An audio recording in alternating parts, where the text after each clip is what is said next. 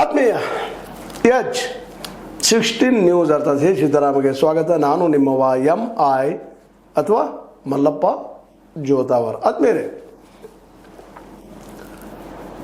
Iran ಧಾರ್ಮಿಕ ಮುಖಂಡ ಆಯತುಲ್ಲಾ Khamenei ಇಲ್ಲ, ಅಮೇರಿಕ ಅವರನ್ನು ಮುಗಿಸಿಬಿಡ್ತು ಅನ್ನೋಂಥ ಸುದ್ದಿಗಳು ಬರ್ತಾ ಇದ್ದಾವ.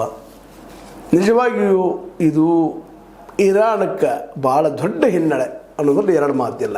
ಈ ಯುದ್ಧ ಮೂರನೇ ವಿಶ್ವಯುದ್ಧಕ್ಕೆ ಕಾರಣ ಆಗ್ತದನ ಅನ್ನುವಂಥ ಸಂದರ್ಭದಲ್ಲೇ ಮುಖ್ಯ ಸವಾಲುದಾರ, ಮುಖ್ಯ ಇರಾನ್ನ ಪ್ರತಿಪಾದಕ ಖಮೇನಿ ಮುಖಂಡ ಇಲ್ಲಾಗಿದ್ದು ಸಹಜವಾಗಿ ಇರಾನಕ್ಕೆ ಒಂದು ಹಿಂಬಡ್ತಿ ಅಂಥೇಳಿ ವಿಶ್ಲೇಷಣೆ ಸ್ಟಾರ್ಟ್ ಆಗಿದ್ದಾವೆ. ಇದು ವಿಶ್ವದ ಆಗಲಿಕ್ಕೆಲ್ಲ ಸಮಾಪ್ತಿ ಆಗ್ತದೆ ಅಂಥೇಳಿ.